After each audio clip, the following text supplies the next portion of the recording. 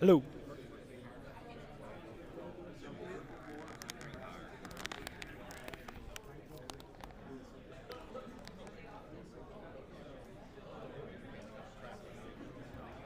Good morning. Oh, there we go. Good morning.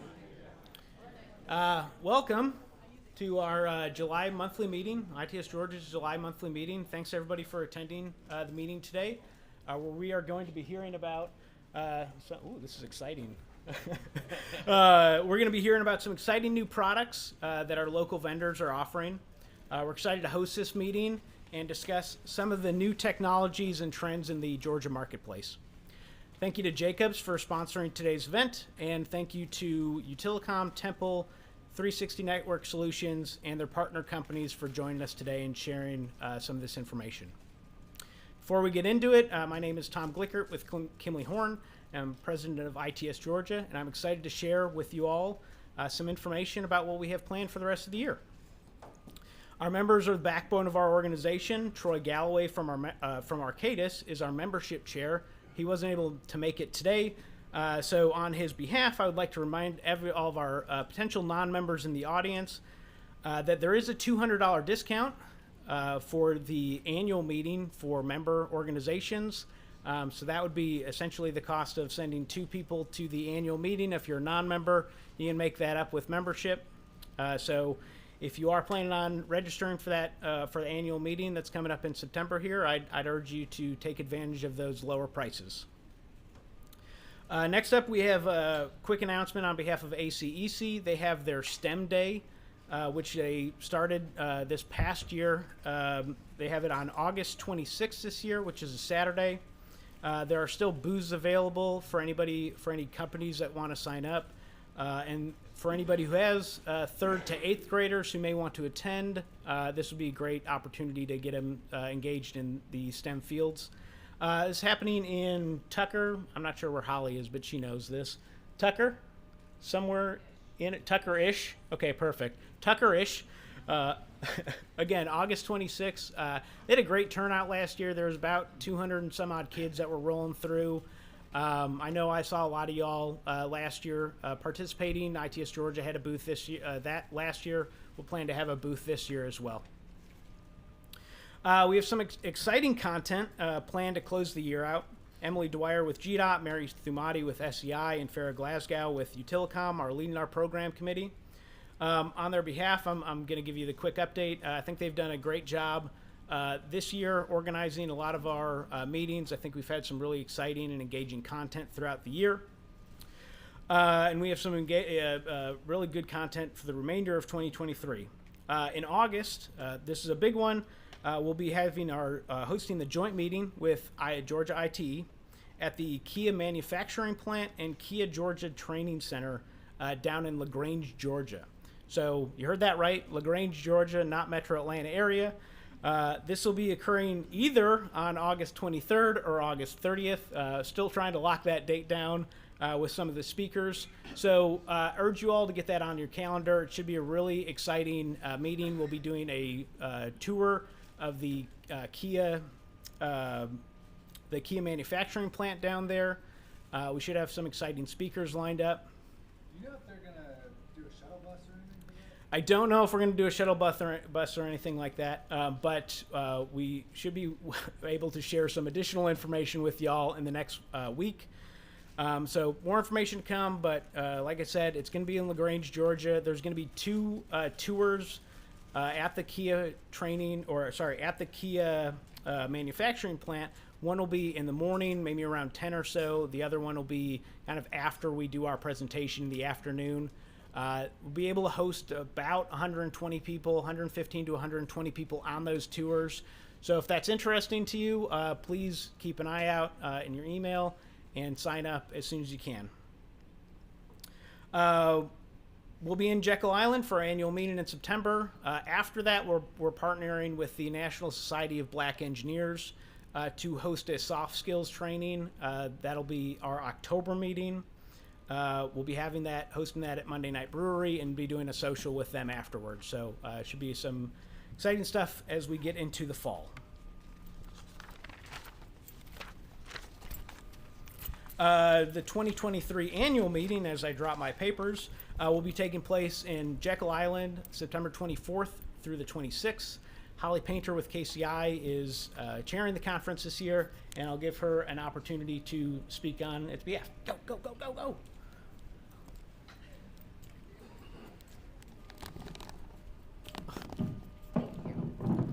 Oh. Testing.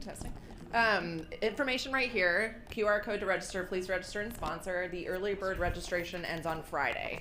If you guys have any questions, keynote speaker is Michael Graham from the National Transportation Board, and then Kurt Thomas is Monday night live music, and then we're gonna have a casino night on Sunday with raffles and anything else. Am I missing? Great exhibitors. There's two more exhibitor booths available if anybody else wants to exhibit. And then sponsorships are available. Emily Dwyer, please see her. And if you, there she is right there. Thank you guys.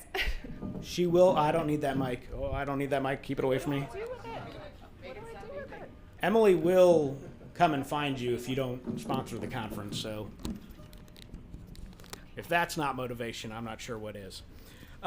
In November, as per tradition, ITS Georgia will be hosting the Best of ITS Georgia Awards at Maggiano's Cumberland. We'll be launching the nomination process later today, so please keep an eye out for your email.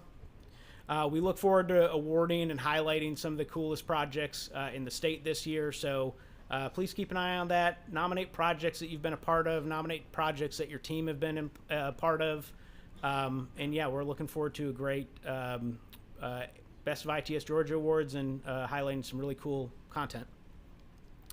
And before I hand it over to Dwayne Tedder with Jacobs for the sponsorship, before I do that, I'm pleased to welcome some of our officer and board of director nominees to share the reason they're serving. ITS Georgia will be hosting elections this year for our officer position and for board of director positions. The ballots will be going live later today. These ballots are sent to voting members in your organization. So if you are a voting member of your organization, please keep your eye out for that. If you're not a voting member, please seek out your voting member and let them know that the ballots are open, and they'll have until September 1st to fill that out. And I'd like to welcome any of the nominees that would like to speak. You can come on up. Matt, Holly, no, that's okay. Arno. Here are. Hi, everyone. If you haven't met me, my name is Arno Huget. I work with AECOM. You know, it feels like half of you I've seen in person and worked with you. The other half has probably been a name and an email or a meeting invite. I am currently working with Emily Dwyer on the QPL. I've worked with multiple other projects with AECOM, the MEI, CEI that we have statewide. I'm looking forward to be part of this team. I've always kind of wanted to work for ITS and help them out, so I'm seeking a position as the secretary, and I look forward to your vote. Thanks so much. Thank you, Arno. Yep.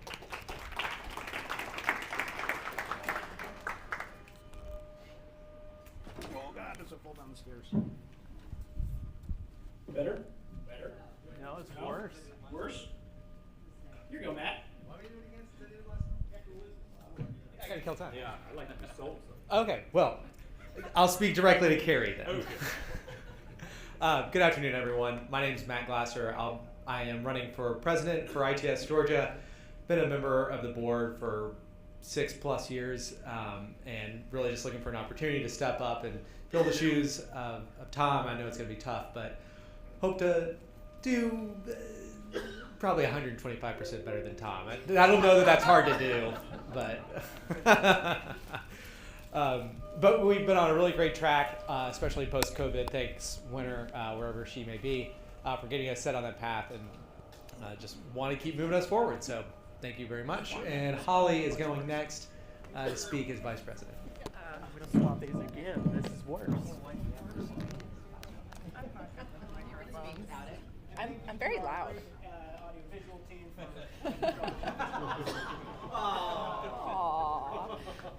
Hey guys, Holly Painter. I am running for vice president. I have been on the board for 1.5 years and part of this organization for 6 years. And I really have come to love the people of ITS Georgia, except for Matt. No, I'm just kidding. I'm here to support him so he doesn't mess up. But please vote for me. And I know, tough shoes to fill right here, right? Rachel, the VP. But thank you so much for the consideration, and thank you.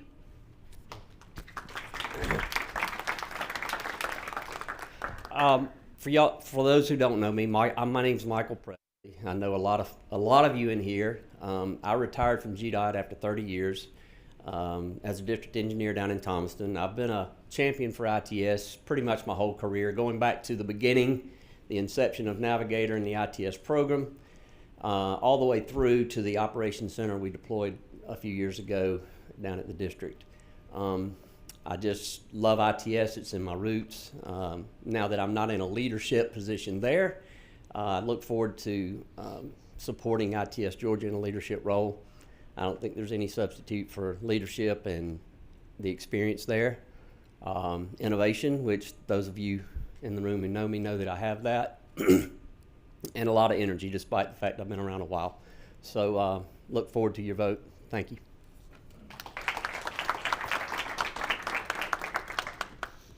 I'm Kate Sheeran. I'm with KCI now. I used to be with GDOT as the state signal engineer. I was heavily involved with Georgia ITE in the past, but I've rolled off that board, and I'm interested in becoming more involved in ITS and putting my efforts towards this board as a director position here on the board. So I appreciate your vote.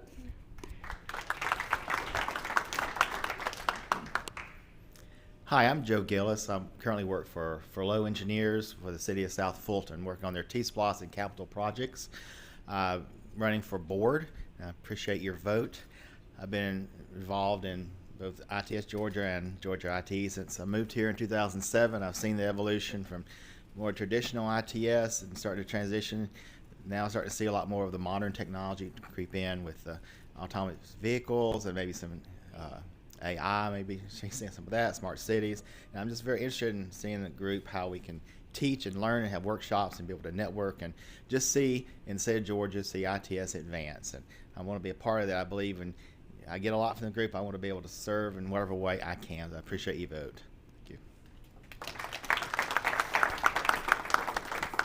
Good afternoon, everybody. Hope you're enjoying your lunch. So this is Shafiq with HNTV, and I worked previously with Arcadis for the last 5 years, and I've been running for the board as well this year. So since I started working in the industry, I've been trying to involve with ITS Georgia and Georgia IT with different committees, but not in serving any of the officers' positions. So I'd like to run for this position to take it to the next level, to promote the mission and vision of ITS Georgia, and definitely reach out to the younger members and younger engineers to grow the community and serve the community as well. Hope you vote for me. Thanks. Thank you, everybody. We do have 8 folks running for the board of director positions. We have bios and pictures up on our website, itsga.org. So please stop by and learn a little bit more about all these fine folks. So finally, I'm happy to welcome up Dwayne Tedder with Jacobs, our sponsor today, to provide an update and news about what y'all are doing.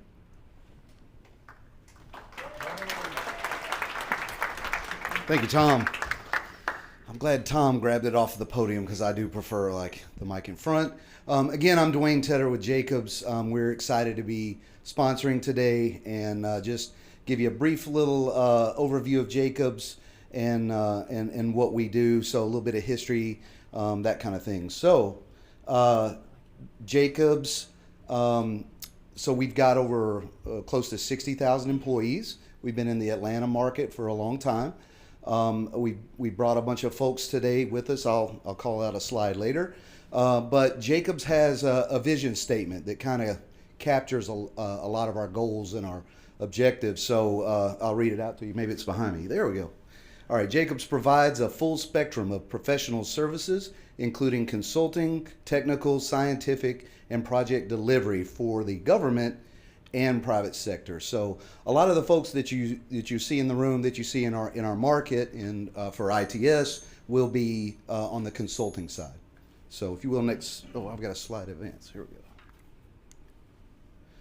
So Jacobs is typically ENR number one, have been for last 5 years or so as far as engineering and design firms in over 40 countries, 400 offices. That's again a talent pool of around 60,000 individuals. In Atlanta, though, that's probably, in Georgia, what we care a little bit more about, right? We've got over 100 transportation staff, 26 traffic and ITS professionals. So we're really excited about being in this market, serving clients in this market, and partnering with vendors, distributors, and consulting firms like everybody in this room. Lately, we did get a number one rank we were quite proud of for program management, and that's kind of like our arm that does program management, cities, counties, extension of staff kind of work. All right, we have several lines of business. These you don't hear about too much, so I thought I'd throw a little bit of this out. Like, we do have different areas in Jacobs. We call them lines of business. Critical mission solutions, you may have heard a little bit of that on the news lately. That's an area that focuses on things like telecommunications. It's also some of our contracting work. I think I've got a few animations. The one there in the middle, that's transportation. It falls under people and places solutions. So that's the folks that you typically see at ITS Georgia meetings. We fall under transportation. So that's people, places, and solutions. And then over to the left, again, where we overlap with a lot of ITS technologies, our cybersecurity, telecom, maintenance of such, surveillance, camera systems, things like that. So what's important about us in Jacobs in Georgia, we have passion for intelligent transportation systems. I've only been at Jacobs for about a month now. If you didn't know that already, there's the announcement.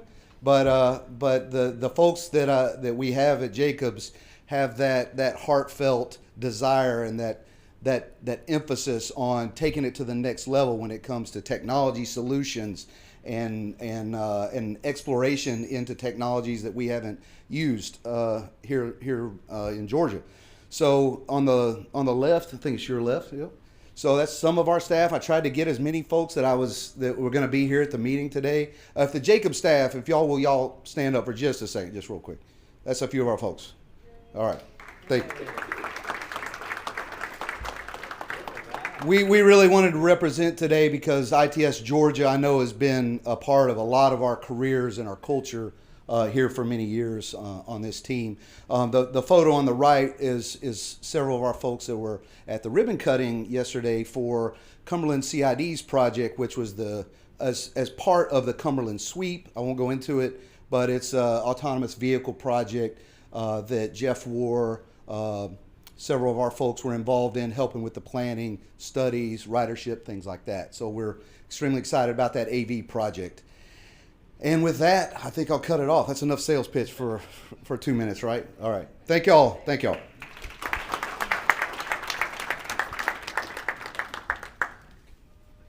Thank you, Dwayne, and thank you to Jacobs for sponsoring and for your continued support of ITS Georgia.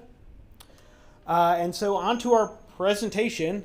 Pleased to hand it off to Matt Glasser again, who will introduce our guests and moderate our panel. And deal with this mic now. It's not my problem anymore. Do the stairs. So as part of my service for providing 125% better service than Tom, I am going to do an announcement that he was supposed to do, which is there's a very exciting development. Our bylaws have been updated. Hooray! Get excited about it. So what that means, the ITS Georgia board went back and really wanted to document the practices that we have been using for many years, but were not really captured in the bylaws.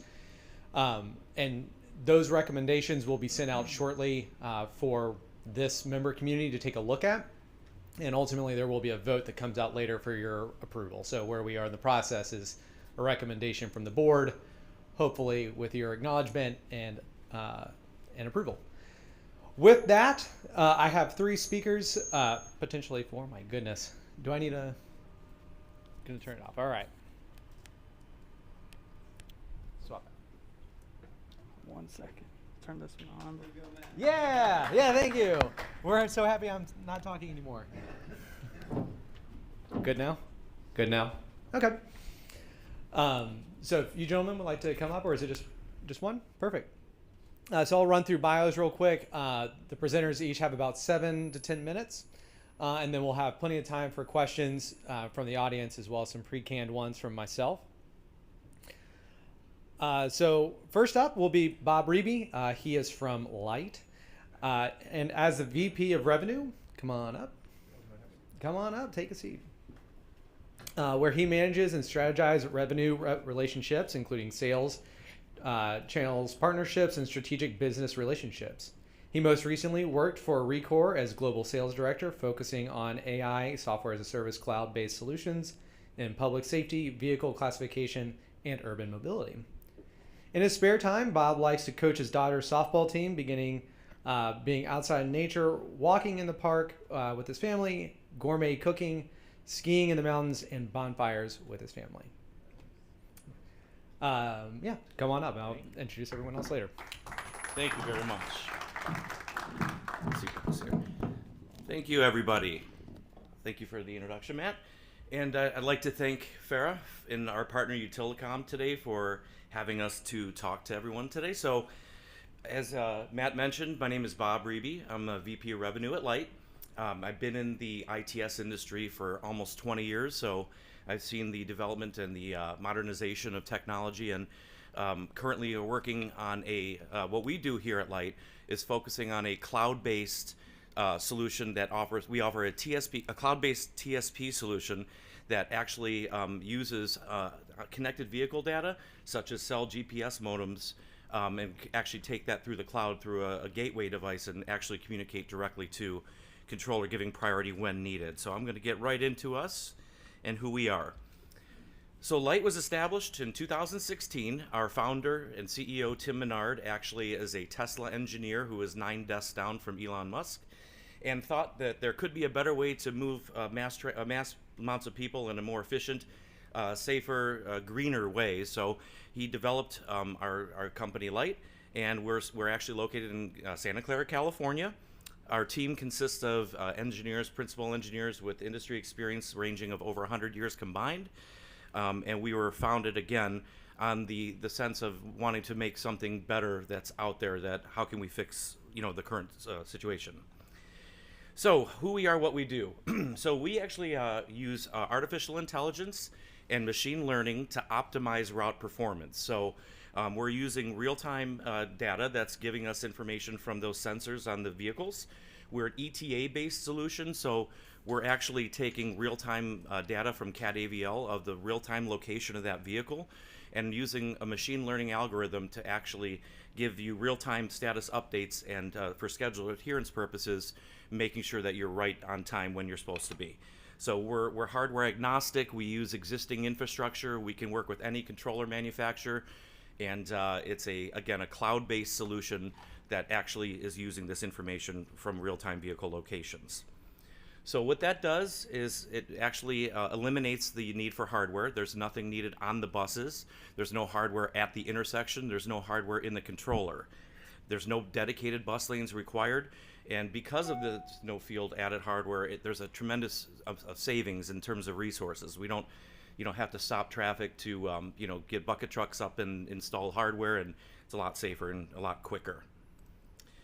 So as I mentioned, we leverage these existing systems that are currently out there. We're 100% software defined. The system is continually using machine learning technology, so it actually gets smarter as time goes on, and essentially recalibrates the routes once per week, essentially giving you 4 free timings throughout that route. We can quickly scale across multiple jurisdictions. The only piece of hardware we have in one agency is what we call our Maestro device. It's a gateway device taking that real-time vehicle location through the cloud down to the signal, giving priority when needed. So the end of reacting. In the historical ways, with your optical type-based solutions, IR, you required an emitter on the bus, an optical detector at the intersection, as well as hardware inside of the cabinet and line of sight. So we're not using that anymore. We're actually using the real-time vehicle location through that cell GPS modem and taking that to a bird's eye view, giving you a complete overview of the entire city. So end-to-end architecture, here's kind of how it looks. So again, we're using the cell GPS modems on the bus through some sort of communication, either cellular, fiber. We're taking that data through the CAT AVL using a public GTS feed to give real-time live data locations through the cloud. And this is our Maestro device here, which is giving you, that is actually communicating, taking that real-time location of the vehicle and giving that NTCIP 1211 message to the controller, giving it priority when needed. So from a compatibility standpoint, we're using an NTCIP 1211 communication protocol.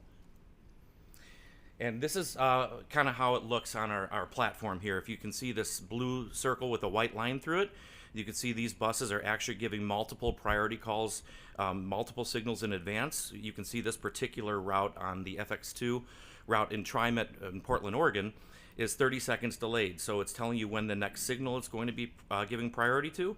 It's telling you the status of that, the estimated ETA to that intersection, and as well as the second ETA and third ETA.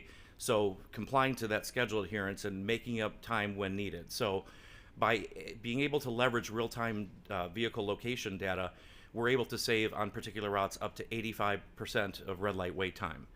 And as I mentioned before, the power of these real-time insights using artificial intelligence and machine learning technologies to optimize route performance, we're actually recalibrating and making your route a lot smarter as time goes on. So this is something I'd like to kind of really talk about here. This is in TriMet in Portland, Oregon on the FX2 route. It's a 15-mile route with over 62 signals. And prior to using our technology, they were running about an 8.5-minute red light wait time on that particular route. Our technology was installed and deployed, and we were able to reduce that 8.5 minutes to a 1.5-minute red light wait time. That was roughly an 83% reduction in red light wait time, which was a tremendous cost savings in terms of dollars for fuel, as well as reducing greenhouse gas emissions and making a much better rider experience, being able to utilize the technology and make the rider's experience green light, bus stop, green light. So in addition to the red light reduction, we were also able to increase that green light on-time performance from roughly 65% to 95%. So again, a much better rider experience. And I will jump into the analytics portal here. But to give you an idea of how fast we operate, being that we're using existing hardware and leveraging cell GPS modems that are on the vehicles, in VTA in the city of San Jose, we started a kickoff call in August of 29, and we are live and operational in just over 3 months for 122 signals on 2 bus routes and over 20 miles. And they've since added multiple more routes as well as TriMet. So again, in summary, no modifications. Anything needed to be done on the route. At the VTA, they were able to reduce almost $2 million from the project costs, and the time of install was dramatically decreased, and because of that, they were able to add more lines. So I'm actually going to show you one other thing here, and this is our travel analytic portal, and this is giving you metrics. So one benefit of our technology is that, again, with optical solutions, there's really no way to measure how it's performing or if it's working. Now we have a way to actually utilize all this data that we're receiving and give you performance metrics. So this is an actual route. This is this is real-time information on the FX2 in Portland, Oregon. We can tell you that on that particular route, almost 90% of the vehicles are on time. If you see these little blue icons here, you can hover over that. It'll explain exactly what metric we're giving you. We can tell the average daily signal delay per vehicle at TSP-enabled intersections. If there were any lost communications, it would show up here under a critical alert. And because we're doing preventative maintenance, we would actually probably find that lost communication out before the agency even knew it happened and fix it and let them know about it real time. What we do require what's called a high dynamic resolution data, which is essentially real-time updates of that bus interval. And right now here we're showing a 2.09 second real-time live location of that vehicle. In terms of controller latency, we're 13 milliseconds, so pretty much real-time information. And TSP success rate. The reason why you might say why you're only having 88% TSP success rate, if there was a higher priority, such as a PED crossing or an emergency vehicle crossing, that TSP would not be granted because of a higher priority. And keep in mind, the agency creates all the business rules, so however they'd like to do it, we work on their terms. And really quickly here, this is what I discussed before in Portland. This was prior, the average red light wait delay over time prior to installing our technology. And as it was implemented and it self-optimized, we were able to reduce that red light wait time by almost 85%. Huge saving in greenhouse gas emissions and hundreds of thousands of dollars in fuel costs. And as you can see, we can also measure the green light success over time. We can actually break it down by per hour, how many TSP calls per hour, average speed by route, versus yesterday and today. We can actually give route-specific performance metrics. For example, this particular route, the FX2 in Portland, was scheduled for 43.5 minutes, and it took 42 minutes roughly. 2.5 minute delay per signal, and your average speed 19 miles an hour. We can actually measure headway by intersection, by each connected signal location, route performance by stop. If you had an engineer on staff that was really interested in specific technical details of different times of the day, and he was interested in AM peak hours, you could come down here and switch the information to the AM peak hours. If you wanted to see what was happening during rush hour traffic, you can switch the technology down here to give you that data inputs. We can measure travel time. We can measure bus stop dwell time, average vehicle speed, and more. So again, giving you all these metrics and insights on how to leverage your existing infrastructure and use what you currently have to manage and give performance details on your TSP solution. Now you can come back to the general public and say, we used your tax dollars and here's why it's benefiting you here. So I try to condense that into 10 minutes. Usually that's a half-hour presentation. So sorry for speaking quickly, but I'd like to thank you very much. And again, Bob Reeby from Light. Any questions? I'd be happy to speak with anyone afterwards. Thank you.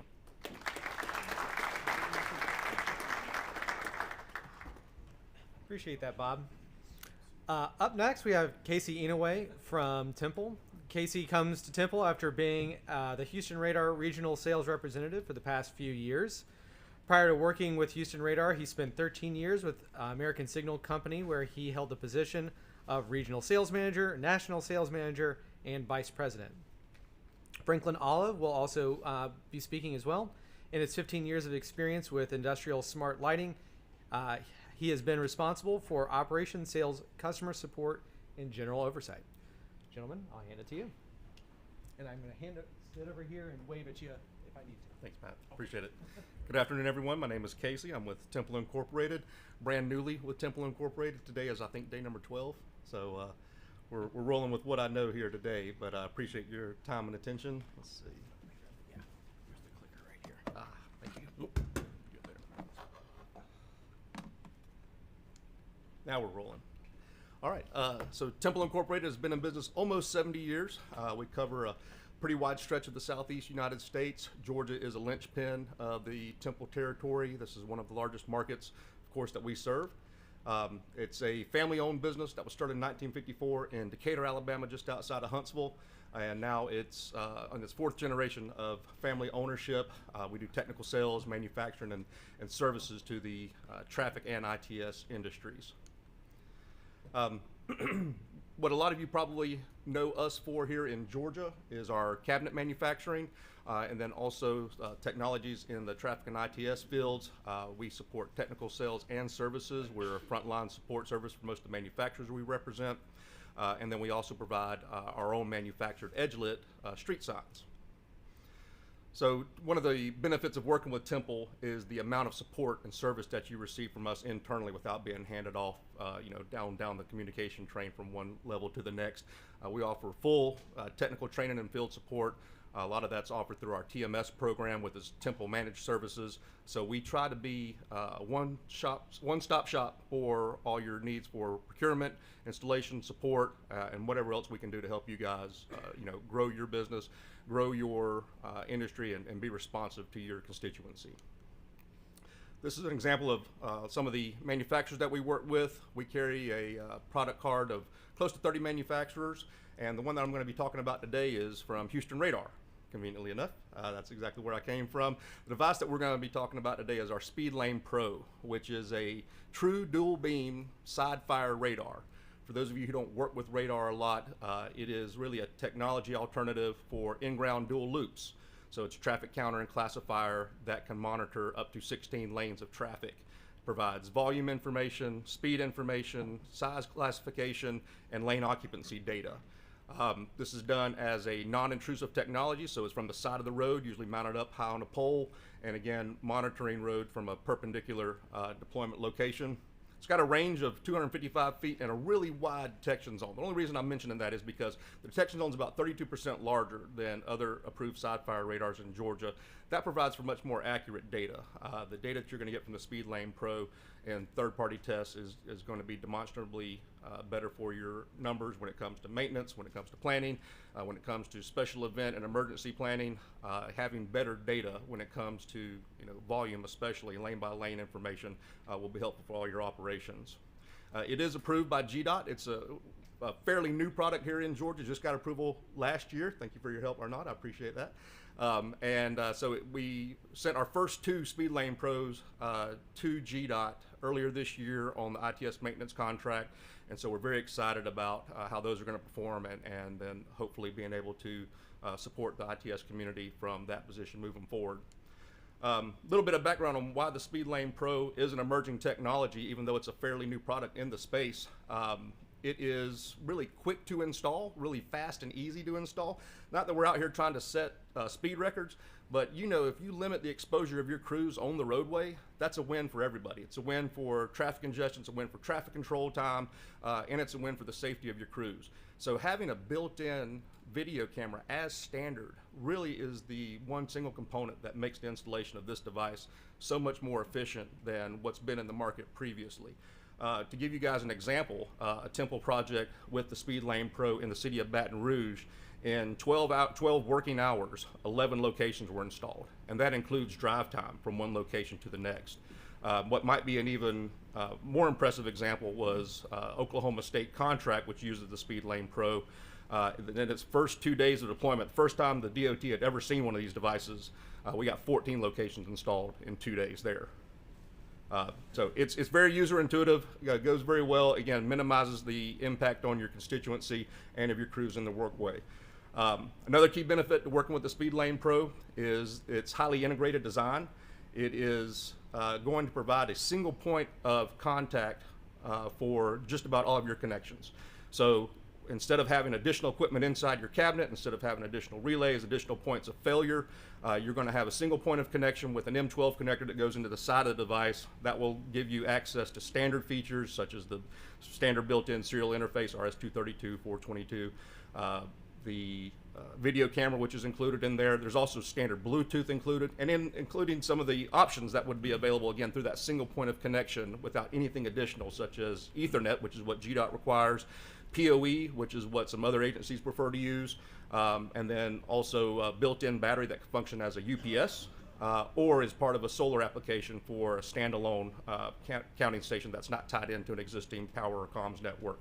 Built-in cell phone modem is available as an option as well. So we try to make it as easy as possible for users to have a very simple, clean installation in locations where they might not have existing infrastructure that can support new technologies. So at this point, I'm going to turn it over to Franklin Olive and let him talk with you guys about One Network. Thank you, Casey.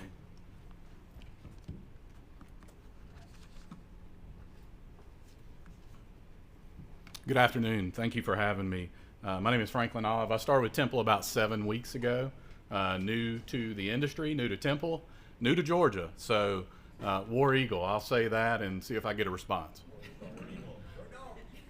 So being new to the state, thank you. I also know what not to say. So I guess I'll give the Go Dogs. We are approaching football season.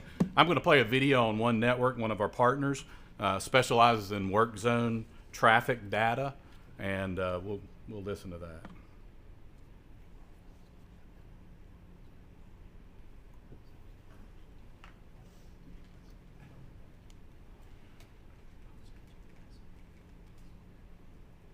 Casey might need some support on there. There you go.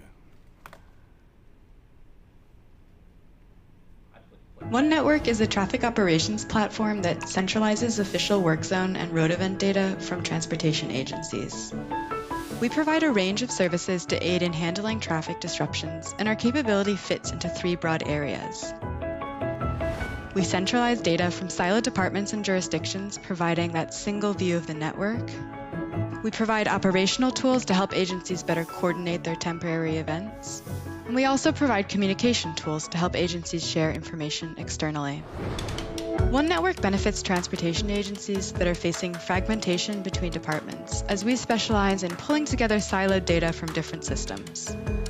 Our software is also designed to work across agency boundaries, which is helpful in a complex, multi-agency environment.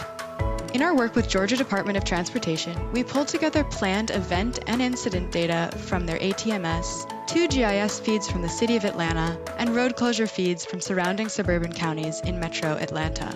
This is the first time these jurisdictions have seen disruption information from neighboring jurisdictions on one map. We also display other live data feeds, including CCTV cameras and dynamic traffic information signs. One Network allows operational and public works teams to plot the traffic control interventions associated with events. So this includes road and lane closures, detour routes, temporary turn restrictions, and temporary speed limits.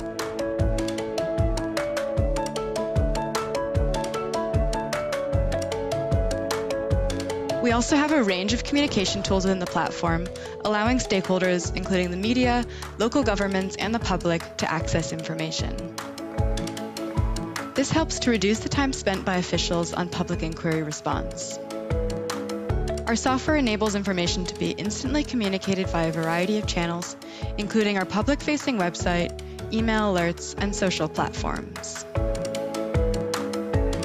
Our maps can also be embedded into government agency websites. We also provide Live Link, which allows operators to close and reopen roads in real time.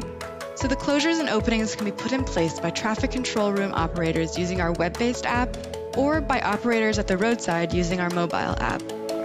Major GPS services such as Google update maps in real time based on these closures, greatly improving communication with the driving public. By communicating official information from multiple jurisdictions and road agencies, One Network provides that single source of truth for all road interruptions on the network. See the road ahead with One Network.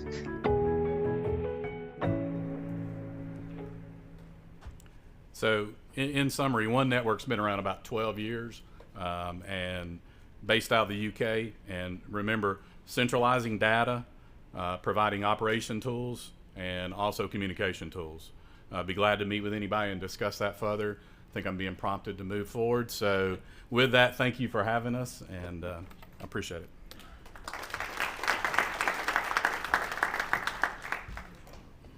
Thanks, guys. Last up is Kerry Lord. He's new to this industry, never worked in Georgia. I'm pretty sure never delivered a project. That's for sure. Kerry Lord is the Director of Program Management at 360 Network Solutions. He manages turnkey deployment projects on behalf of the company. Kerry has over 30 years of experience in the transportation industry, specializing in technology deployments ranging from small local to large statewide systems. I'm not going to go through the whole thing, Kerry. Everyone knows everything about you already. So come on up.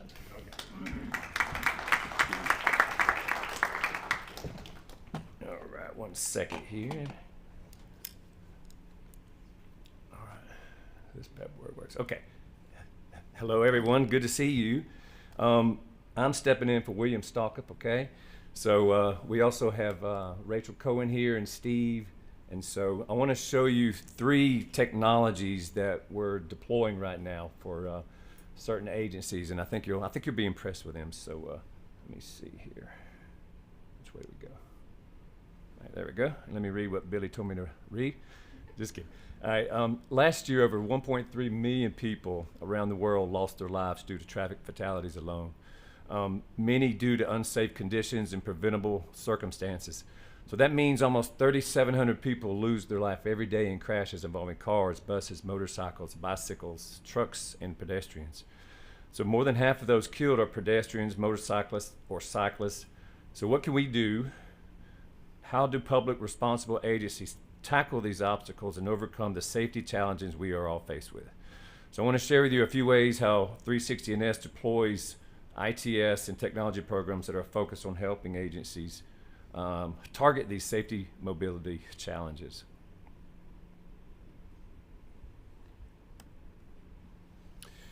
You know, every minute counts. So as agencies understand the power of automation assistance and how these tools can aid traffic management center operators in their jobs, not replace them, but help to quickly identify incidents and give context to operations as to what happened and the why.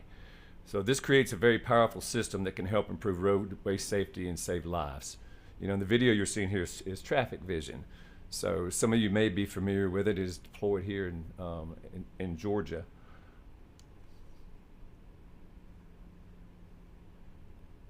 Let's go one more. You know, every minute counts. So as agencies like North Texas Toll Authority, GDOT, Florida DOT, they understand the power of automation assistance and how these tools can aid TMC operators in their jobs. Not replace them, but help to quickly identify incidents and give context to operations as to what happened and the why. So this creates a very powerful system that can help improve roadway safety and save lives. 360NS has worked real closely with North Texas Toll Authority to just recently enable over 1,000 cameras with automated incident detection software. And you know, every minute an incident is on the roadway increases the chances of a secondary collision by 2.5%. So some good video shots there where you can see where it picks up incidents, it's picking up pedestrians, and you get real-time warning systems to the agency that's managing this. Now I'm going to move on to GDOT and Gwinnett County's Connected Vehicle Deployment Program. So it's a project that we're deploying right now. So let me tell you a little bit about it. It's to deploy onboard units and designated county vehicles, fire trucks, ambulances, DOT vehicles, and transit. Part of the scope of this is to expand connected vehicle applications that were already developed by Georgia DOT in a previous project that's underway. So it's going to have EVP, TSP. There's also pedestrian, railroad, and work zone warnings. Part of the contract included developing and presenting innovative solutions, and I'll share one with you. It also has a security credential management system, so you know the RSUs is only going to get a message from OBUs that are part of the credential management system, not someone else's. It's an open agency contract, so if y'all are familiar with those, you know, any agency can piggyback on that if you go through your own city council or commissioner legislation. 3-year contract with 2 one-year options. Some of the scope included expanding the CV application. So, you know, SPAT and MAP was already developed, but the expansion included these other applications, such as EVP, TSP, commercial vehicle alerts, rail intersection blocked alert, and even pedestrian presence alert. You know, aside from just the OBUs, there's an app that you can put on your phone when you become essentially an OBU to get the same alerts. Something unique about this project is that the development was focused both on the Edge ATC software, Max Time CV, and then the OBU in-vehicle application software. One unique element is the emergency vehicle and construction maintenance vehicle alerts are over the CV infrastructure and have a LTE backhaul, and they go to our safety cloud, which pushes these real-time alerts to Waze, Apple Maps, and many vehicles that are developed by Chrysler. And I'll show you what some of those look like. So here's a pic on the top left of, I think that's Waze, letting you know an emergency vehicle is coming. The bottom left is a Chrysler vehicle saying an emergency vehicle is approaching. And then on the right is we're looking, I'm sorry. I forgot to advance my screen.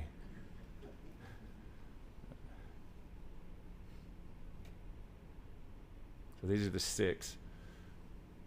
I'll give you a second to take that in.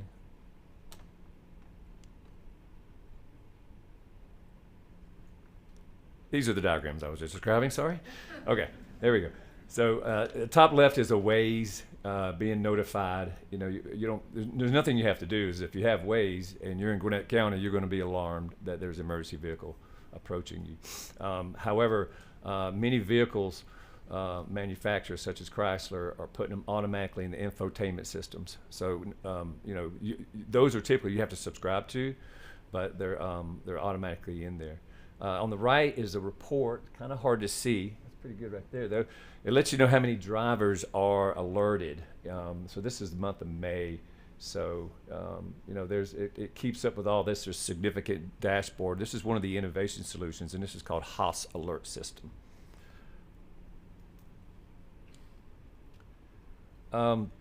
This project, you know, there's another project that's managed by GDOT and Atkins that is putting the RSUs out. There's CV to X. There's already DSRC. These are some 4 fire zones where these are being deployed. So, you know, we've so far put in 38 transit buses, 42 emergency vehicles, and 20 DOT vehicles with these onboard units. And we're doing this under an experimental FCC CV to X license grant.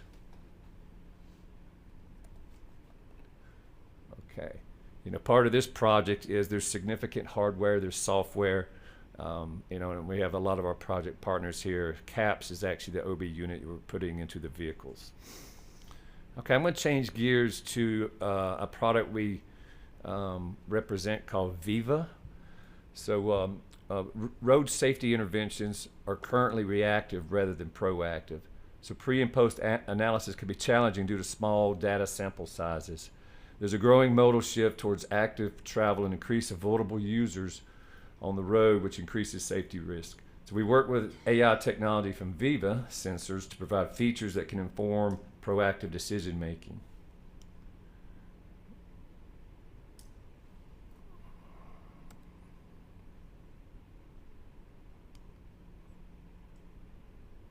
I got a video here, there we go. So traditional traffic monitoring technology is outdated. It's unable to accurately process the volume and variations of transportation on our roads. So our work with Viva provides features that include classified counts, dwell times, occupancy, sensor image, speed tracks, and turning counts. This is all real time. And you know what you can do with this data is, I got 1 minute, is that what you say? Okay. Is you can take this data and get real-time alerts and connect it to signage systems, your controller systems, so you can get real-time information to drivers on the roadway. So it's not just for intersections, but it's the segments of road that can be between them. So, and it's capable to differentiate any type of mobility here. You can hardly see it, but it's letting you know that's a car, a pedestrian, a cyclist, maybe a scooter goes by. I'm going to show you one. This is a deployment in New York City. And it also does near miss. So with the real-time safety analytics and capturing this near miss safety data, you know, a near miss is a near hit or close call, an almost accident that does not result in human injury. With this functionality, near miss feature provides a methodology that identifies and reports on road safety hotspots. You know, so together with Viva, we use 3 detection methods, including proximal, post-encroachment time, and time to collision to understand safety concerns for vulnerable road users and alert in real time. Oh, and that is my last slide. So listen, thanks so much. I love to talk to you about these if you'd like to. And thank you very much. Bye-bye.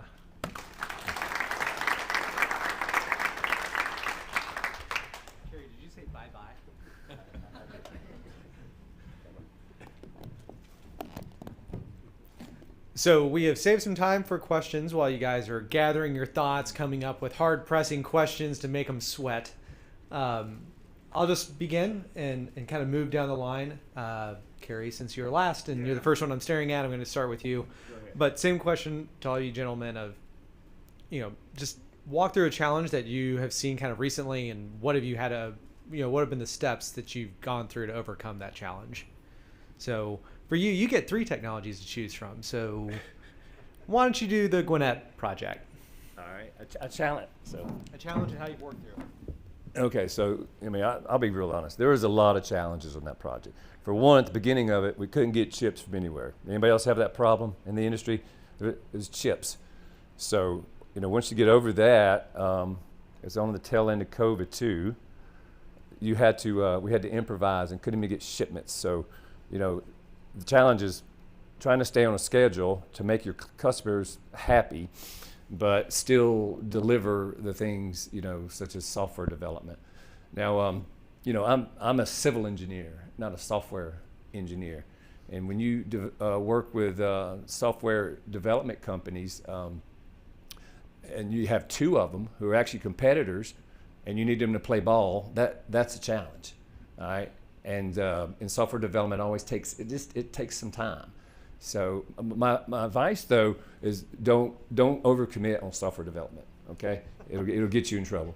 So, but it can all be done. If you have a reasonable client like we do, Gwinnett and GDOT, who are great, they understand. At the end of the day, you can still put it all together and deliver it. Like that project right now is in field test application.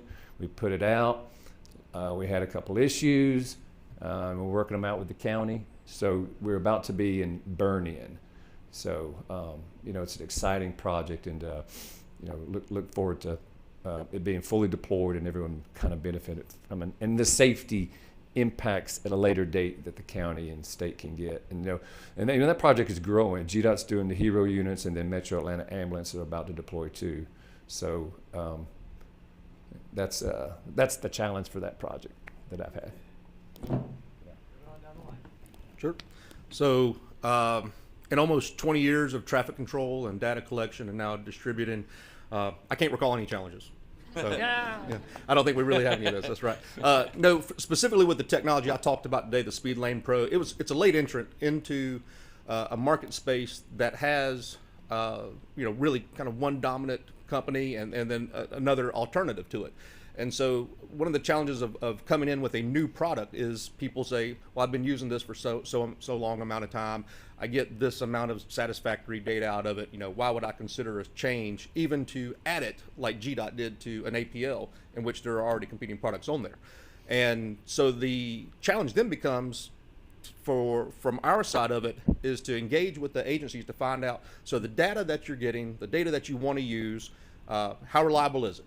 And if you find out that an agency is still having to go back and double check all of their data before they engage in any type of project or effort because they don't trust that data, well, that doesn't always, that kind of defeats the purpose of having the equipment out there to begin with, especially something that's non-intrusive, that should be fairly easy to maintain, to move around, and to verify what you do have in the ground upstream and downstream. And so by increasing the accuracy of the data, that does something for some people. But then there's still a challenge to find folks who have an appreciation for the crews on the ground. So that's why I also touched on, how much more quickly these installations can grow, is because not everyone has the same hot button issue. Maybe they're getting good data, but they're tired of putting their crews out there for hours at a time as opposed to an hour at a time. Maybe they're tired of having to close down lanes to support loop maintenance when they could not have to close down any lanes and just get a bucket truck out there for 2 hours at a time. So the challenge for us is always finding out what people want to do when there seems to be a need out there for better data, safer alternatives for installation, and then having something that's power efficient, because no one wants to spend more money on power right now, and finding some combination of those to take a market segment that has existed and has been supported, but then for people to realize it could be much more for them, and it doesn't have to be limited to what they've been kind of used to for the last 20 years. Great. Thank you. So I wouldn't say so much it's a challenge for us, but a challenge that we have come across, being that we're a next generation, software-based solution that uses artificial intelligence and machine learning to optimize historical route performance. We require what's called high dynamic resolution data, which gives us that sub 5-second refresh rate. So from a compatibility standpoint, when working with an agency that has legacy controllers, such as 170s or things from 20, 30 years ago that have been working fine, but just are not modernized yet, there comes a little bit of a challenge where how do we become able to communicate. So the way I like to explain that, everyone has an iPhone or an Android, and anytime you get a new phone, you kind of push a button and save it to the cloud. And when you get your new phone, you just log in and say download from the cloud, and then everything comes on your phone. So this analogy that I'm giving would almost be like using our technology in a modern car that we were able just to go in that car, push a button, connect to Bluetooth. Whereas that would be trying to like connect a software solution, or I'm sorry, a current phone like an Apple iPhone to a vehicle that had a cassette player. There's no Bluetooth connection. So I would say the challenge would be just, agencies that have legacy controllers that don't have that modernization communication, NTCIP 1211 protocol. I'll jump over to at Temple hardware, cabinet manufacturing. One of the things that I think we're all at this point still struggling with, and a challenge, is how do we deliver goods and products to our customers and the agencies at the state level. And so, how do we push all the way back to the manufacturers to increase volume, to add in all of this new technology that we're talking about, so that we can get that in your hands faster, which also at some cost can ask us to raise inventory levels. So I think finding that perfect balance between the entire supply chain has been a big challenge for all of us lately. Thank you.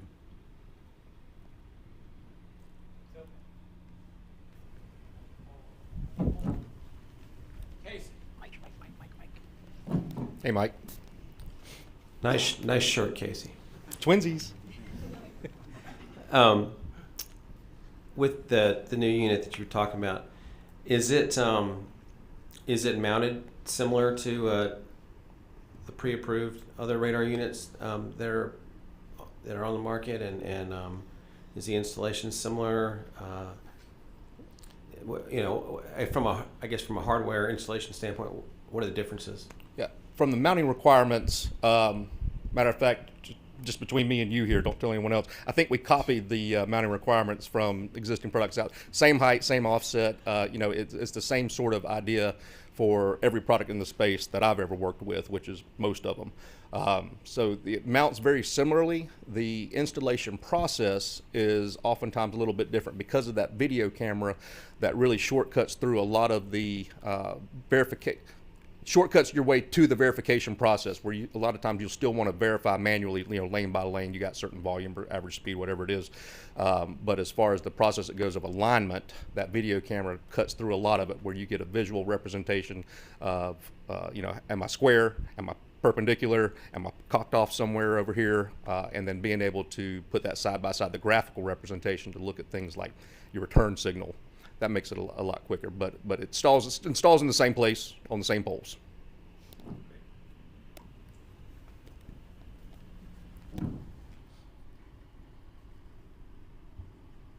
Matt, do you have any more questions for our panelists?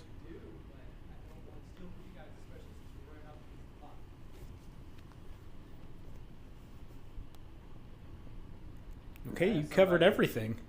Where's the young man I told you to ask me a question? Yeah. We must have done a good job explaining if there's no questions. Do you want to ask another one, Matt? So I don't want to pick at you guys. I would say, like, with Carrie and Bob, you guys have, essentially, right, you all are in two different approaches for connected vehicles. We are. And at the same time, right, so, I mean, it's really how do you go about, I don't want to say going against each other, but at the end of the day, when you all are like, do you see yourselves working with the clients that are asking, I need a hardware solution or I need a software solution, or is it, I just need a solution? And that, Bob, I'll probably start with you, because I would imagine that probably applies a little bit more to you guys. But Carrie, I know that you guys have been branching out as well, so. Exactly, and I don't want to rain any parade, but from a software-based solution, we don't have the maintenance or failures of hardware or the cost of hardware. So if you're working with an agency that maybe wants to start small on 10 connected signals, but they have 150 emergency vehicles or buses that they want to operate this solution on, we don't require anything on those buses. So that's a big cost savings from the agency standpoint. We're using connected vehicle data such as cell GPS modems to be able to go through the cloud, and then through our gateway device be able to communicate directly to the controller using all software technology. So a lot quicker to deploy, more cost effective. So that's really the route that we're going from that perspective. But we do have from agencies I've spoken with, you know, the past, you know, that this is the way it's been done for 60 years, so they're used to it. You know, it's worked kind of in certain areas, but they can't really measure how it's working or if it's working. So for forward-thinking, modern, you know, agencies that look for this, you know, ITS smart city technologies and kind of the future of next-gen technology, that's, you know, the way that we're approaching it. So for sure, these agencies will say, and this has been asked to me many times, you know, I mean, for Georgia, the infrastructure already put in place regarding roadside units, et cetera, made sense for some of the local governments to do connected vehicle because the project was on its way, it's funded. And then, you know, then you start to learn about companies like Light that come along and, you know, very neat, no hardware on the buses. That's great. But I mean, and we have customers that have asked us that as well. And as soon as we get that, we want to help them put that together. So, you know, we're familiar with Light. We know each other. I mean, and we're capable of working together in other areas and stuff. So that has happened for sure. You know, at the end of the day, though, the customer wants to know, well, how much money? You know, does Light cost less than what we're doing over here? That's a big question. So I can't give you those dollars right now, but you know that the cost has significant impact. You know, all software almost that's out there is annually subscription based, right? All right. So I mean, it'll be the same with the software that's going to go with the OBU connected vehicle system. So it's just the way it works. At the end of the day, can you afford it or not? Great. Well, thank you guys for the presentation today. Thank you 360NS, Temple, and Utilicom, and Light for joining us. Thank you, Jacobs, for sponsoring. We look forward to seeing you guys next month in LaGrange, Georgia, not Metro Atlanta. So August 23rd or August 30th. Just get planning for that. And we look forward to seeing you all at the ITS Georgia annual meeting as well. September 24th through 26th, and hit me, and QR code, and it'll come up in a second. But we'll have a QR code up here in a second. If you haven't registered yet, price will increase on Friday, so please be aware of that. Thank you all for coming today.